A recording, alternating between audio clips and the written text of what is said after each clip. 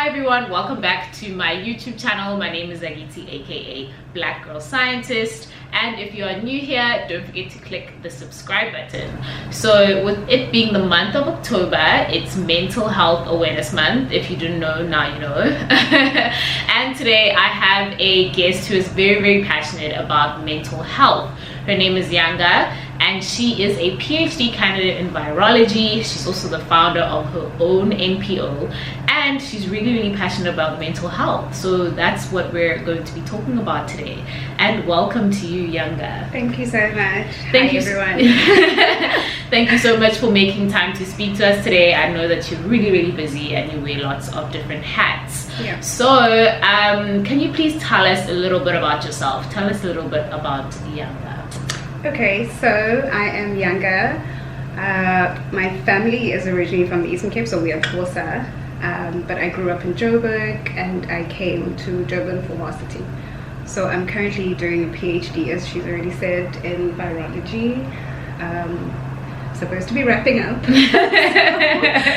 So I'm in my final year. I'm in my final year, so it feels like the goalpost keeps shifting and shifting. But yes, I'm in my final year of the PhD, and I am involved in a lot of different things. I'm involved in mental health for the LGBTQI community. I work with the South African Depression and Anxiety Group, where I lead a project for the LGBTQI in KZN and Durban specifically. I also have a non-profit that I founded about 3.5 years ago. That one focuses on, since I already said that my family is from the Eastern Cape, so that one focuses on rural development and life skills for youth, both in townships as well as in rural areas. So I work with some schools in the Eastern Cape. I help children with their applications for tertiary, life skills, and just, it's more like a big sister, big brother program. So I do have some people here. It's absolutely amazing. It takes a lot of time, but it's quite important. Absolutely love that, empowering the youth, empowering the next generation of scientists that come after us. So before we delve into the mental health, which is really going to be the focus of our chat, I think you also do really important research in STEM. You work with HPV, which affects women. Can you tell us a little bit about your research? Okay, so my work focuses on the human papillomavirus, HPV in short. So HPV is a virus that causes cervical cancer. So there are types that cause cervical cancer, and it's quite common in our region, and it's mostly common in an area where there are a lot of women with HIV. So those women are then at higher risk of getting cervical cancer. So a person would generally get a type of HPV and will be able to clear the infection. But the population or the cohort that my research focuses on is a group of women that are living with HIV.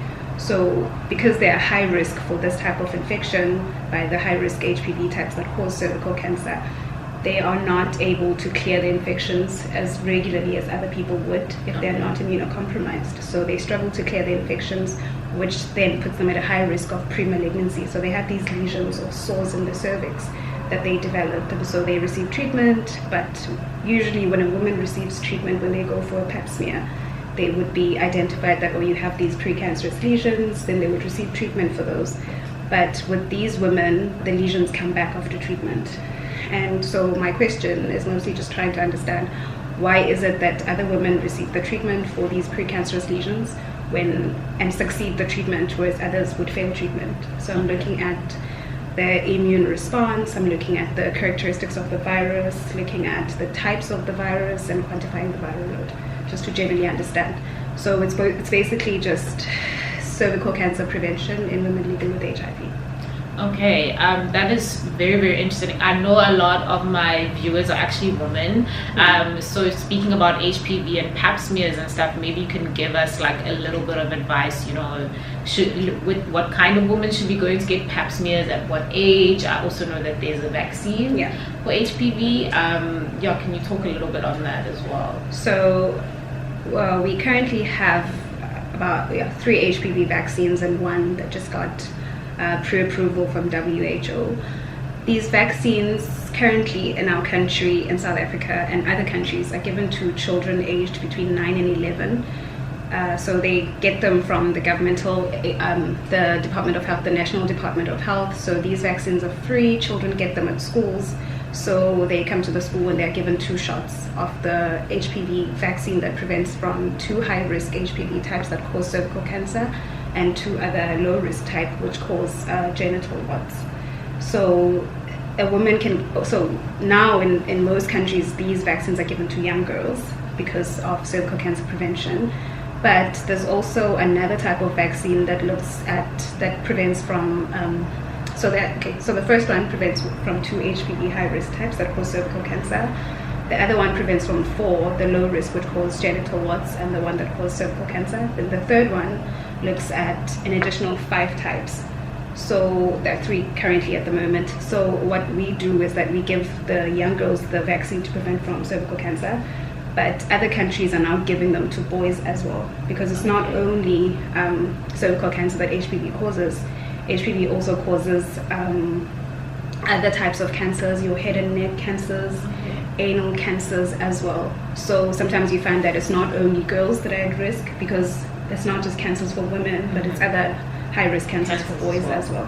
Okay. So, but currently in our settings, the vaccine is only given to girls, and it's also limitations of funding because the vaccines are quite expensive. But we hope we would move towards boys and having, gender non-specific vaccines. And so if a woman does not get the vaccine, which is exactly what's happening in our country, we only started the vaccine rollout in 2014, which means a lot of women did not get the vaccine. People in our age group, for example, didn't get the vaccine. So that means you have other ways of preventing cervical cancer, and that is cervical cancer screening. So cervical cancer screening involves HPV testing, where a woman would come into the clinic, they are tested for HPV, as well as a pap smear. So what a pap smear does is that it examines the cervix of the woman to check the state. If you have HPV, then they would check the cervix. Is it normal? Are your cells of the cervix normal? If the cells are not normal, then how far are they in terms of pre-malignancy? Are you getting these precancerous lesions, which are called CIN? So they all have different grades. So if a woman has the earlier grades, which is CIN1, then they would be followed up instead of being treated, because those ones can clear on their own. But if a woman has the higher risk or more progressed cases of these lesions, if they have high-grade lesions 2 and stage 3 and plus, then they would be treated, which is the CIN. So it's a surgical procedure. But I mean, we can all prevent cervical cancer. Cervical cancer is a very preventable type of cancer, unlike other cancers, because we know it's caused by a virus, and we can monitor the type of infection and screen for it and treat early. But the reason why it's so common is because in our settings, a lot of people don't come in for screening, a lot of people don't know about the vaccine, so children are not vaccinated. And yeah, so it's quite important that we go for pap smears and cervical cancer screening in general. Absolutely. Such a mouthful.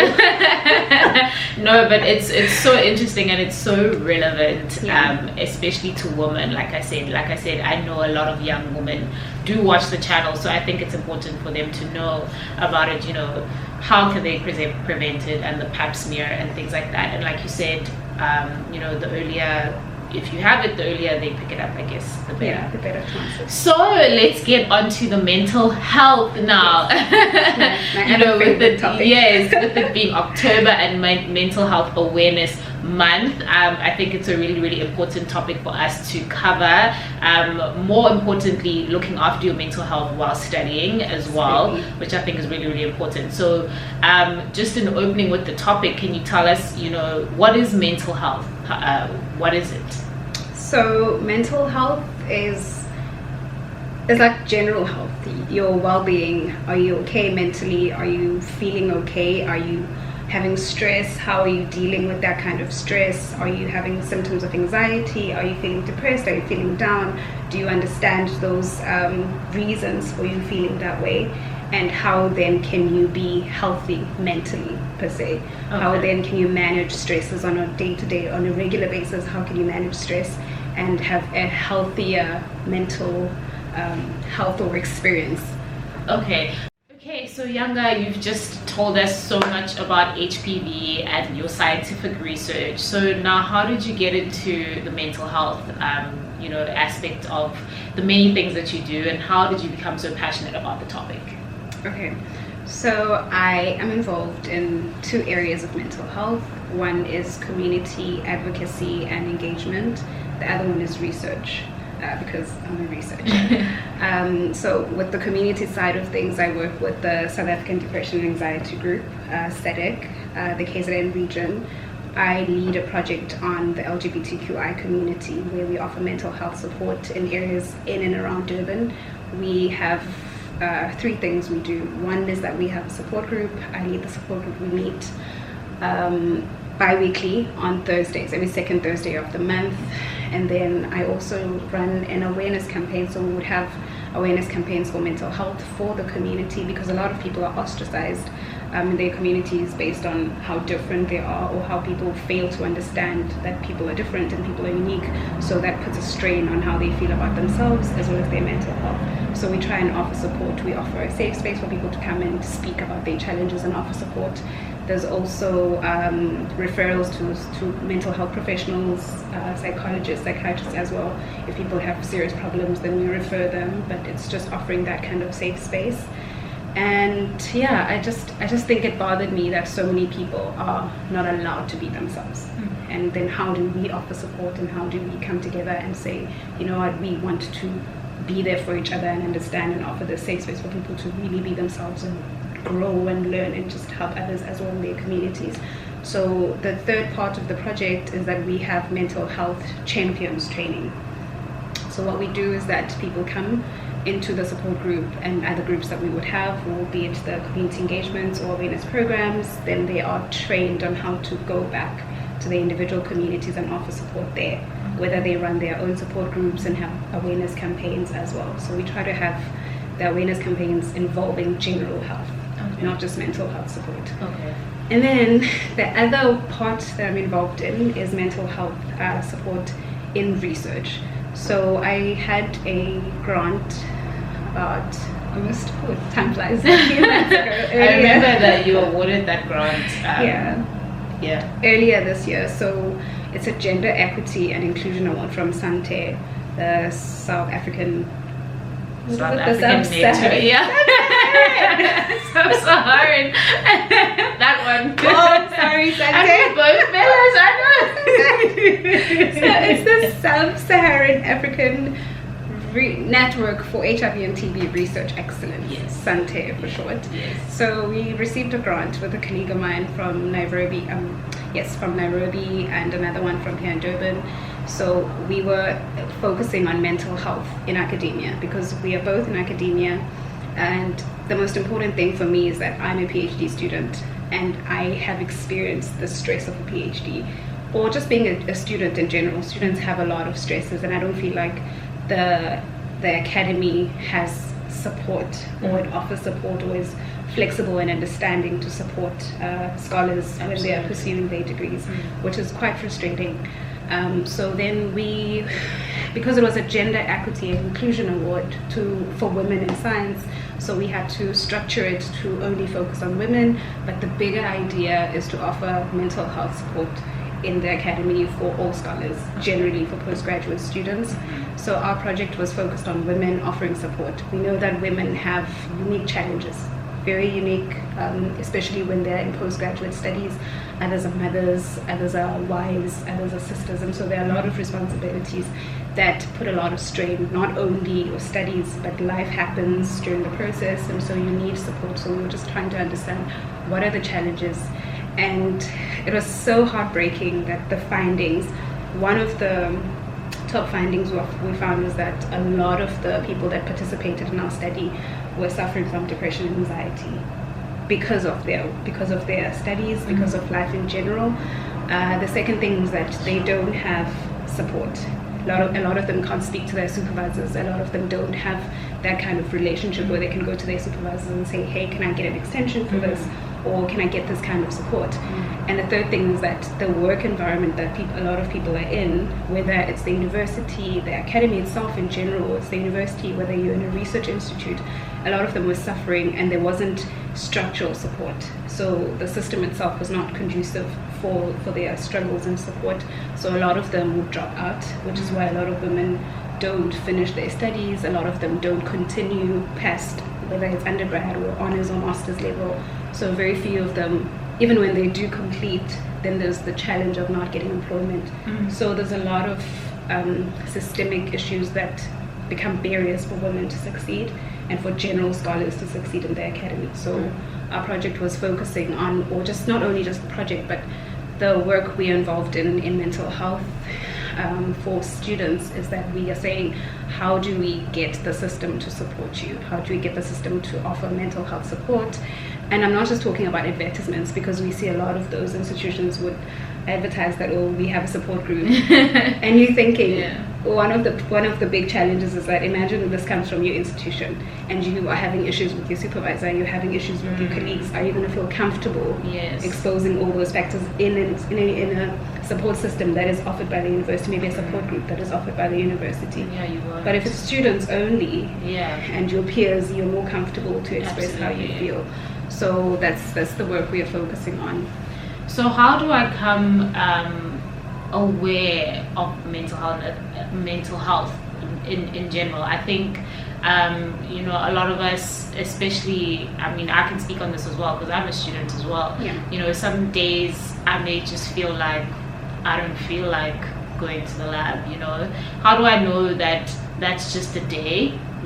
Or am I anxious? Am I depressed? Am I slipping into a depression? How do I come more actually aware of my own mental health, which I think is really important. I think that will also be the first step in getting help, is being absolutely aware of your feelings. Do I wake up and do I brush it off if I feel like I'm in a slump, or do I talk to somebody?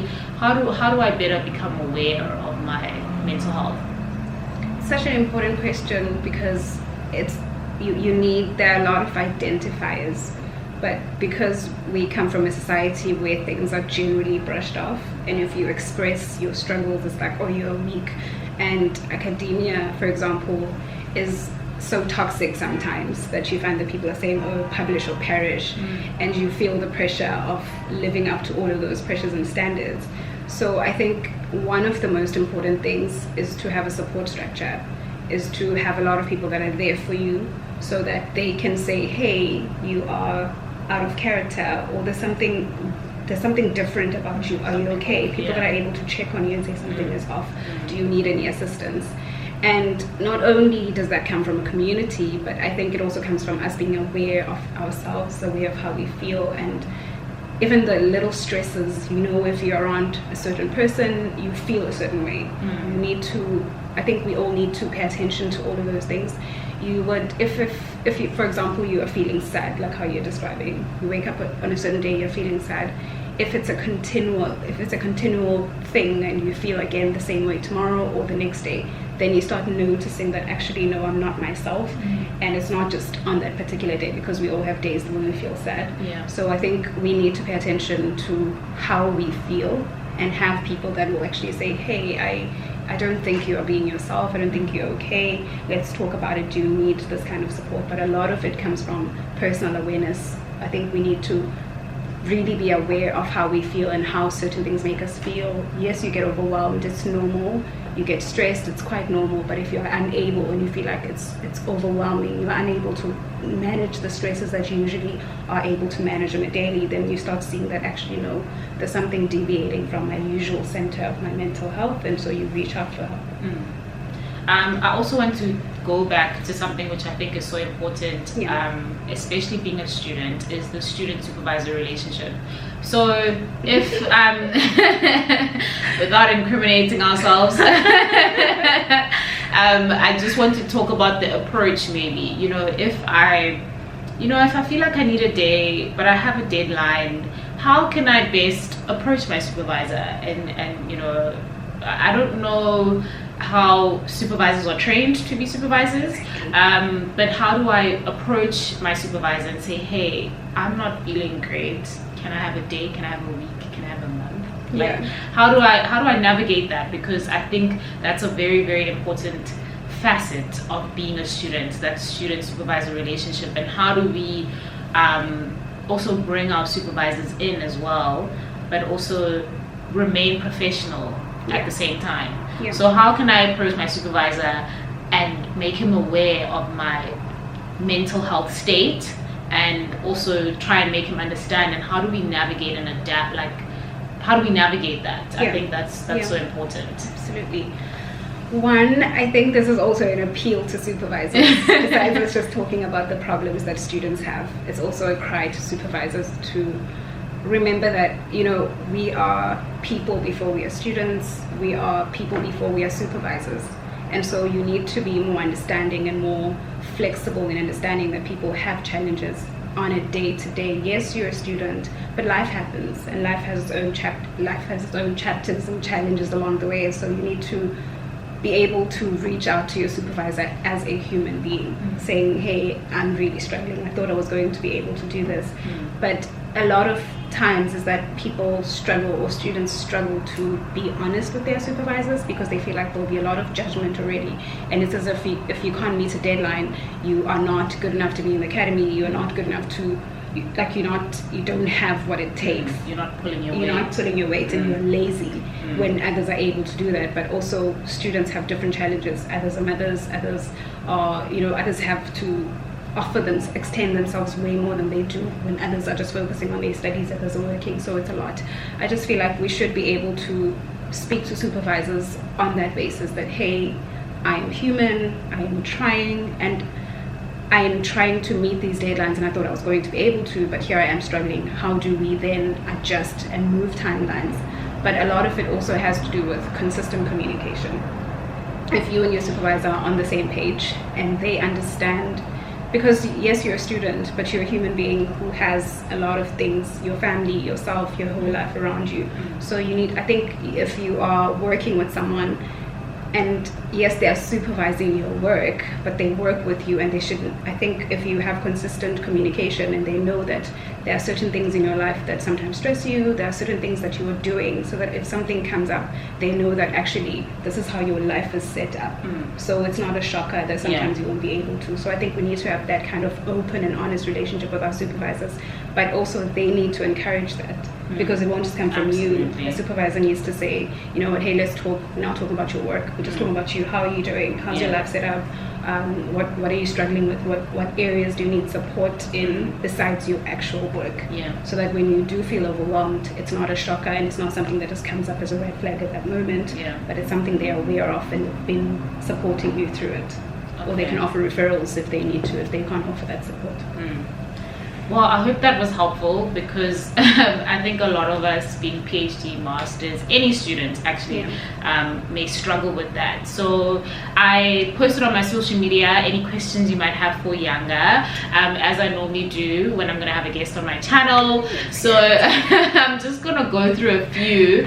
I had a lot of people asking me, YANGA, about functional depression. So, you know, kind of a little bit about what you spoke about is that we brush things off, you just wake up and keep going. How can you navigate that? How do you actually know if you're even functionally depressed? I think, you know, when you're doing something you like, if you are doing research and you're a student, you're enjoying a certain module, if you're attending lectures, there are certain things you really enjoy. But if you find yourself feeling like you have to drag your feet on things that you usually enjoy doing, that's a little red flag right there, because now it's like, okay, now you're not enjoying stuff you usually enjoy. You don't find the same comfort, and sometimes it's normal because you're growing and changing, but I think you should pay attention to those things. And because we are such a society that focuses so much on productivity that we actually neglect ourselves, we don't usually pay attention to those things, because you're just thinking, I have 10 tasks to accomplish, I need to finish all of this and submit this, and then by the time you're done with this one, you move to the next one, because life is moving on and there's so much to do. But I think we need to have moments where we pause and reflect and saying, okay, I wanted to accomplish 5 things. I've done all those 5 things, but how do I feel now? Check in with yourself. How are you feeling? Are you still okay? And if you find yourself struggling with something, why are you struggling? I think those are conversations, internal conversations we need to be internal conversations and examinations that we need to be having with ourselves, to just think, okay, now I'm no longer enjoying things the way I used to. I'm dragging my feet. I'm struggling with this. How do I then navigate that? And the areas, again, I think it's so important that we don't focus on ourselves as just individuals. We live in a society with so many other things and so many other people there for us. So I do think it's so important to bring your own circle, to just build your own circle of trust, people you are able to talk to when you are feeling like you're being overwhelmed, and they can also help you, and you guys check on each other. But you know what, I have my friends that would say, ooh, I feel like you're not being yourself, are you okay? Or your energy is off, or you are off in the way you speak, or you snap, or you are just constantly working and burying yourself in work, which is also a way of avoidance of dealing with how you feel with your own emotions. But if you feel like at that moment you are unable, you're so overwhelmed and so caught up with your work that you're unable to reflect, then you do have people that will, hey, nudge you a little and say, what's going on. So I do think, because we're so focused on being productive, we need to do this, we need to do that, we don't check in with ourselves. Yeah, especially also when you're doing a lot of different things. Absolutely. Productivity is definitely our priority. Yeah. So just to wrap up, can you talk to us a little bit about this month? You know, as I mentioned in the beginning, the month of October is Mental Health Awareness Month. So what is the significance of this month and celebrating, or you know, really spotlighting mental health? Yeah, I mean, it's a very important month, but besides it just being a month, I think it should be looked at as a reminder that mental health is something that needs to be focused on throughout the year. It's not only for that highlighted month in the year, but it's something we need to consistently check in with ourselves and focus on and support each other. And organizations must also offer support. People around us must offer support. People must check in with each other. You check in with yourself, you check in with those around you. And you should also be able to say, even if you started on this particular month and say, you know what, every year in October, I'm going to remove myself from things that are stressful. I'm not going to say yes. I'm going to say no to certain things. I'm going to have certain circles that I cut off. I'm going to have things I don't do at that time. You can start with that year. I mean, we can start only with that month, but it can translate throughout your everyday life. That there are certain things you learn to say no to, things that are stressing you. You learn to cut yourself and remove yourself to things that are red flags or triggers. But I do think instead of focusing on just 1 month, we should look at it as an everyday thing. But we can start with that 1 month, if you know, because things grow gradually. So we can start with a month and say, on this month, I pledge to always cut off toxic things, check in on myself, and then you will try it again next month, and then you try it again, and become habitual, and it's something you'll constantly do. But Mental Health Awareness Month is quite important, and it should be celebrated. It should be focused on. People should be supported. We are all dealing with a lot, especially with the pandemic. There's been a lot going on. Definitely. Like the pandemic has definitely affected our mental health, I think. So any last closing remarks from you, YANGA, to do with mental health, studying, anything else that you'd like to say to anyone watching? Maybe I'm saying this to myself. Maybe it's something I think we all need to say to ourselves, is that I think we all need to do things we like, do things you enjoy, do things that fulfill you. If it's studying, study something you get fulfillment from, but don't center yourself too much, because we are not just individuals, we are individuals that are interconnected with others and the world we live in. So sometimes even service is what's fulfilling. So don't just center yourself, but do things that fulfill you, so that you don't drag your feet, so that you don't feel like you're forced to do things. You're not forced to study this, or you're not forced to work in this environment. And if something doesn't sit well with you, walk away. And if walking away is the last option, then try and find ways to mitigate and work around those things. But also find support. I can't stress this enough. Have support.